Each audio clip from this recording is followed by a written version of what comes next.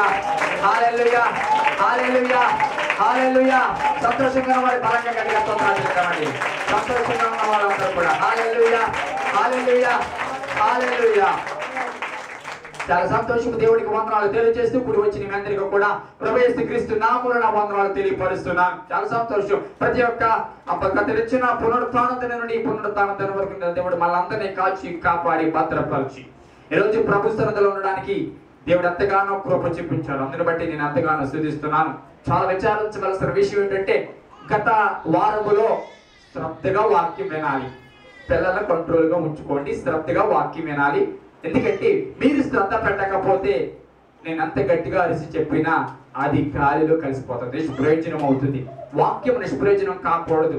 మిగతా ఏవి నిష్ప్రయోజనమైనా పర్లేదు కానీ వాక్యము నిష్ప్రయోజనం కాకూడదని వాక్యం చెప్తుంది. అదే సమయంలో ఆయన వాక్కు బయటకు వచ్చిన తర్వాత నేను చేరిన తర్వాత అది నిష్ప్రయోజనంగా మళ్ళా వెనుకకు చెప్పండి రాదు అని వాక్యం చెప్తుంది స్పష్టంగా. కాబట్టి జ్ఞాపకం చేసుకోవాలి, శ్రద్ధగా వినాలి వాక్యము. ఓకే, మంచిది. గత వారంలో మరి ఎంతమంది టీవీలు వాచ్ చేస్తున్నారు, ఎంతమంది న్యూస్ పేపర్లు చూస్తున్నారు కానీ మరి సిరియాలో జరిగిన భయంకరమైన పరిస్థితి నన్నైతే చాలా బాధ పెట్టింది, నన్నైతే చాలా వేదనకు గురి చేసింది. గత వారంలో సిరియాలో మరి ఇంచుమించు 2 సంవత్సరాల నుంచి అక్కడ యుద్ధాలు జరుగుతున్నాయి. గవర్నమెంట్ కి అనగా ప్రభుత్వానికి రెబల్స్ కంటే వ్యతిరేకంగా పోరాడే వారికి 2 సంవత్సరాల నుంచి ఇంచుమించుగా స్టాటిక్స్ ప్రకారం ఇప్పటికీ 1,00,000 మంది చనిపోయారు అని మనకి స్టాటిక్స్ ప్రకారం న్యూస్ ప్రకారం తెలుస్తుంది. అది ఈ వారంలో జరిగిన భయంకరమైన సన్నివేశం ఏంటంటే గవర్నమెంట్ అనగా మిలిటరీ అక్కడ రసాయన దాడులను జరిపింది.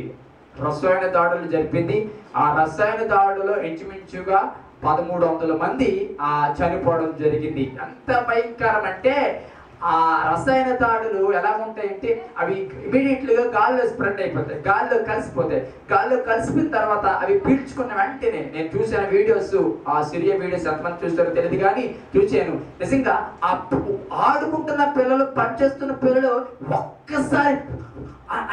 ఒక్కసారి ఆ చేతి మారిపోయిందంటే అర్థం కాలేదు. ఆ తల్లిదండ్రులకి అర్థం కాలేదు, చుట్టూ వాళ్ళకి అర్థం కాలేదు ఏమవుతుందో అసలు, ఏంటి అవుతుందని. ఆ పిల్లవాడిని చేతులు ఏంటి ఏంటి ఏంటి అని అలా గుండె మీద చదువుతూ అని పిల్లడి చేతులని తల్లిదండ్రుల చేతులని చనిపోయాడు. ఎంత భయంకరం నిజంగా. ఎక్కువ శాతం 1,300 మందిలో ఎక్కువ శాతం చిన్న పిల్లలు చాలా దైన్యంగా చనిపోవడం నిజంగా చూశాను. చాలా విచారించవలసిన విషయం. అభం శుభం తెలియని పిల్లలు నిజంగా అంతమంది ప్రాణాలు కోల్పోవడం అనేది నిజంగా చాలా దైన్యమైన పరిస్థితి. కాబట్టి ప్రభు సన్నిధిలో ఎంత మరి విచారకరమైన పనులు జరుగుతున్నప్పుడు, ఎంత విచారకరమైన సన్నివేశాలు జరుగుతున్నప్పుడు నిజంగా మనము ఎంతవరకు ప్రార్థన బాధ్యతను మనం అప్పగిస్తున్నాం, ప్రార్థన బాధ్యతను మనం నిర్వర్తిస్తున్నాం అనే విషయాన్ని మనం జ్ఞాపకం చేసుకోవాలి. చాలా విచారించవలసిన విషయం. కాబట్టి ఇవన్నీ చూస్తున్నప్పుడు రాకడ అతి సమీపంగా ఉన్నదని మొట్టమొదటిగా మనం జ్ఞాపకం చేసుకోవాలి. రెండవదిగా మన బాధ్యత ఏంటో, క్రైస్తవుడిగా మన ప్రార్థన బాధ్యత ఏంటో గుర్తెరిగి ప్రార్థన చేయాలని నేను మనవి చేస్తున్నాను. అంతమంది పిల్లలు, నీ పిల్లలు నా పిల్లలు ఉంటే ఎంత వేదన అండి. నిజంగా అటువంటి దాడులు జరిగిన ప్రదేశాల్లో నీ కుటుంబం నా కుటుంబం ఉంటే ఎంత వేదన చెందేది ఒక్కసారి జ్ఞాపకం చేసుకోండి. మనం సిరియా వెళ్ళలేం, ఏమి చేయలేం, కానీ మనవంతుగా దేవుడు మనకిచ్చిన ప్రేమను ఆ యొక్క ప్రార్థన రూపకంగా మనం తెలియపరచాలి. దేవునికి స్తోత్రం కలుగును కాక. ఎందుకు చెప్తున్నానంటే చాలా మంది ప్రార్థన విషయంలో వెనుకబడిపోతున్నారు కాబట్టి మాటలు చెప్తున్నాను. ప్రార్థన విషయంలో చాలా మంది అశ్రద్ధగా ఉన్నారు కాబట్టి నేను చెప్తున్నాను. ఏదో డ్యూటీకి వెళ్ళి రావడము, వ్యాపారం చేసుకుని రావడము, ఇంటి పనులు చేసుకుంటూ అయిపోతుంది తప్ప ప్రార్థన జీవితం చాలా మంది చేయట్లేదు. అందుకే చాలా మంది చచ్చినోళ్ళ కనబడుతున్నాను నా దృష్టికి. దేవునికి స్తోత్రం కలుగును కాక.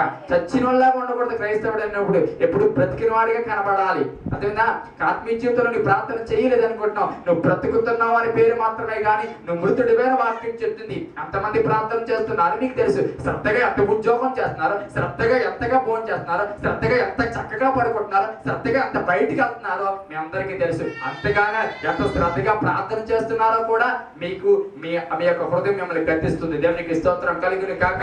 ఎంతవరకు ఒకవేళ అలాంటి బ్రతుకులో ఉంటే, ఎంతవరకు అటువంటి నిర్లక్ష్యం అటువంటి అశ్రద్ధమైన జీవితంలో ఉంటే దయచేసి ఎక్కడైనా మార్పు తెచ్చుకోవాలని చేతులెత్తి మిమ్మల్ని నేను జోడిస్తున్నాను. ఎందుకంటే ప్రార్థన అనేది చాలా అవసరమైనది. ప్రార్థన చేయకపోతే నీ కుటుంబము నీ జీవితము అట్లాగే ఉంటుందనే విషయాన్ని జ్ఞాపకం చేసుకో. ఎంత ఉద్యోగం చేసినా, ఎంత వ్యాపారం చేసినా, ఎన్ని చేసినా ప్రార్థన లేకపోతే నేను చెప్తున్నాను నువ్వు బ్రతుకున్నావు అన్నమాట, కానీ చచ్చిన దానివే, చచ్చిన వాడివే అని నేను మనం చేస్తున్నాను. దేవునికి స్తోత్రం కలుగును కాక. కాబట్టి ప్రార్థన జీవితం ఉన్నది మనకి చాలా అవసరమే. ఎందుకంటే ప్రార్థనే పరిస్థితులు మారుస్తుంది, ప్రార్థనే సమాధానం తీసుకొస్తుంది, ప్రార్థనే it can be ఎన్లైట్ our minds. అంటే మన యొక్క ఆత్మీయ జీవితాలను ఎన్లైట్ చేసేది, వెలిగించేది, ఫోకస్ చేసేది, ఒక రకంగా మలిచేది, మోల్డ్ చేసేది ఏంటి అంటే ప్రార్థన. దేవునికి స్తోత్రం కలుగును గాక. హల్లెలూయా.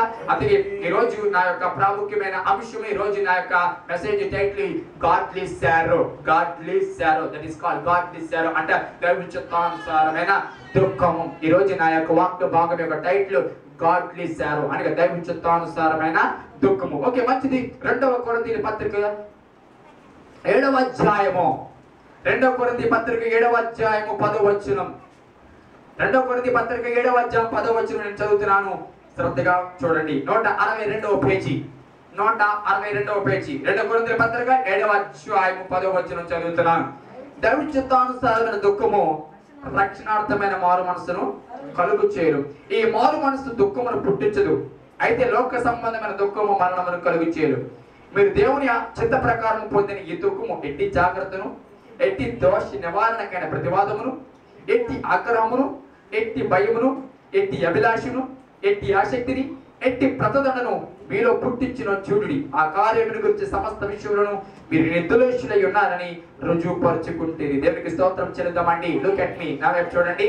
దయచేసి నా వైపు చూడాలి. వాక్యం చెప్తున్నప్పుడు మీరు నా వైపు చూసినట్లయితే I can understand that you are following me. మీరు నన్ను అనుసరిస్తున్నారని, వాక్యం శ్రద్ధగా వింటున్నారని నేను అర్థం చేసుకోవడానికి వీలుగా ఉంటుంది. ఓకే, మంచిది. ఇప్పుడు మనం చదువుకున్న వాక్య భాగము దైవ చిత్తానుసారమైన దుఃఖము అనేది మాట మొట్టమొదటిగా కనబడుతుంది. గాడ్లీ సారో. ఈ రోజున టైటిల్ గాడ్లీ సారో. దైవ చిత్తానుసారమైన దుఃఖము రక్షణార్థమైన మారు మనసును కలుగు చేయును అని స్పష్టంగా వాక్యం చెప్తుంది. అంటే బాగా గమనించండి, ప్రపంచంలో చాలా ప్రార్థనలు ఉన్నాయి. ప్రతి ప్రార్థన చాలా రకాలుగా ప్రార్థనలు ఉన్నాయి. ప్రార్థన అనేది ఏంటి? దాని అర్థం ఏమిటంటే భగవంతుడికి అనగా దేవుడికి మనిషికి మధ్యన ఉన్న ఇంటర్ లింక్, అంటే ఇంటర్ కనెక్షన్. ఆ యొక్క సంబంధము దేని ద్వారా మనం బయటపడతామంటే, దేని ద్వారా వెడలపరుస్తామంటే ప్రార్థన. అంటే ప్రార్థన అంటే దేవుడితో మన విషయాలను చెప్పడము. ప్రార్థన అంటే మన యొక్క ప్రతి పరిస్థితిని దేవుడికి వివరించి చెప్పడము, ఆయన సహాయాన్ని చెప్పండి కోరడమే ప్రార్థన అనేది.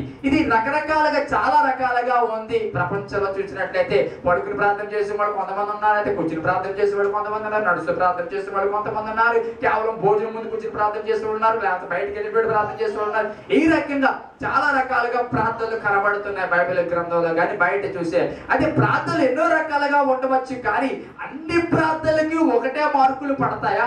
అన్ని ప్రార్థనలు ఒకే రకమైన సమాధానం తీసుకొస్తాయా? అన్ని ప్రార్థనలు దేవుడి సన్నిధికి వెళ్తాయా?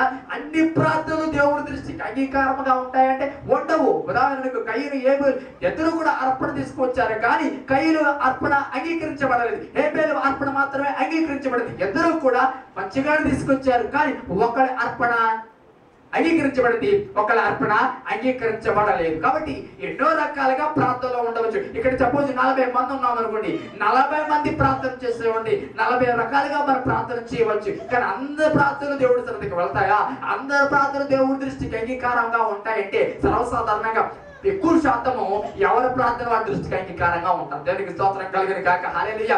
దేవుడి దృష్టికి ఎంత అంగీకారంగా ఉన్నదో పక్కన పెట్టేస్తే ప్రతి ఒక్కడి ప్రార్థన వాడి దృష్టికి చెప్పండి అంగీకారంగానే ఉంటుంది. బాగా గమనించండి ప్రియ సహోదరు, ఈ రోజు బాగా గమనించండి, ప్రార్థన అనేది మనం చాలా రకాలుగా చేస్తున్నాము. చాలా మంది ప్రార్థన చేస్తున్నారు. ప్రతి ఒక్కరు ఆశ ఏంటంటే దేవుడు ఏదో కార్యం చేయాలని, ప్రార్థన దేవుడి సన్నిధికి వెళ్తే అది దేవుడి దగ్గరికి సమాధానం తీసుకొస్తుందని చాలా మంది అభిప్రాయము. అదే రీతిగా ప్రార్థన చేస్తున్నారు. కానీ అన్ని ప్రార్థనలు సమాధానం తీసుకురావు, అన్ని ప్రార్థనలు మరి దేవుడి సన్నిధికి చేరలేవు. బాగా గమనించండి, అన్ని ప్రార్థనలు సమాధానం తీసుకొస్తున్నట్లయితే ఈ రోజు ప్రపంచంలో చాలా గొప్ప కార్యాలు జరిగి ఉండేవి. కానీ అన్ని ప్రార్థనలు సన్నిధికి వెళ్ళట్లేదు. ఎందుకు ప్రభు సన్నిధికి వెళ్ళట్లేదంటే చేసే ప్రార్థన అలవాటుగా, లేకపోతే చేసే ప్రార్థన నేర్చుకున్నట్టుగా, చేసే ప్రార్థన ఏదో చిన్నప్పటి నుంచి ఎరిగినట్టుగా చాలా మంది ప్రార్థన చేస్తున్నారు. ప్రార్థన అందరికీ తెలుసు, ఏదో 2 మొక్కలు 4 మొక్కలు 10 మొక్కలు కొంతమంది ప్రార్థన చేస్తున్నారు. కానీ ఆ ప్రార్థన మాత్రం దేవుని సన్నిధికి వెళ్ళటం లేదు. ఎందుకు అంటే ఆ ప్రార్థనలు నిజాయితీ లేకపోవడము, ఎందుకంటే ఆ ప్రార్థన దేవుడి సన్నిధికి చేరగలిగేలాగా ఆ ప్రార్థన లేకపోవడం. అంతేకాదు ఆ ప్రార్థించే ప్రార్థనకు ఆ ప్రార్థించే వ్యక్తికి చాలా డిఫరెంట్ ఉండడం. దేవునికి స్తోత్రం కలుగును కాక.